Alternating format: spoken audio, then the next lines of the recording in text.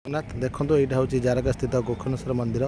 ये गोखनेश्वर मंदिर पाखे आमर नदी ब्राह्मणी नदी बही जाइए। यहाँ को बहुत लोग प्राय समस्ते आसती सब तीर्थयात्री मैंने बहुत भक्त मैंने आसती किंतु ये गोटे अनुरोध समस्त को समस्ते ये आसुँच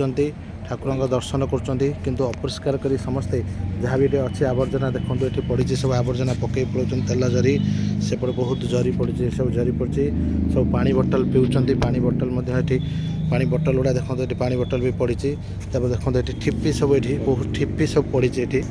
बहुत ठिप्पी ये सब पकई मंदिर परिसर को। हाँ ये बर्तमान ठिप्पी देखो बहुत ठिप्पी पड़ी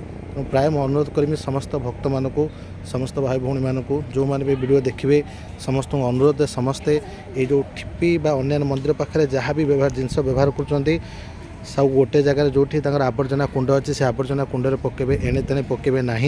निश्चिंत भाव यहीटा ही जो नदी कूल को अच्छी लगी से नदी कूल जा नदी मिशुची नदी मिसले से पानी निश्चिंत भाव आवर्जना होटी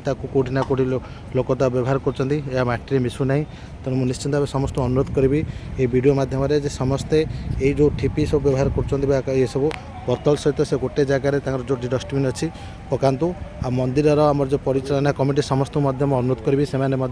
एपरी बोर्ड व्यवहार करूँ जे समस्ते निजे जिनस निजे व्यवहार कलापर कुंडर पकातु एपरी ये भी लिखा जाइए मंदिर परिसर सफा रखु तथापि लोक मैंने से पढ़ी मुँह बोले दूसरे निश्चिंत तेणु अनुरोध करी जो भाई मैंने सब एपट सेपट माने अपरिष्कार कर पकाउछन्ति तेणु समस्त विशेषकर अनुरोध ये आउ अपरिष्कार पकेबे ना आती कहमी समस्ते मुझे प्रकृति मातार जड़े सन्तान भाव समस्त अनुरोध करी प्रकृति माता को आम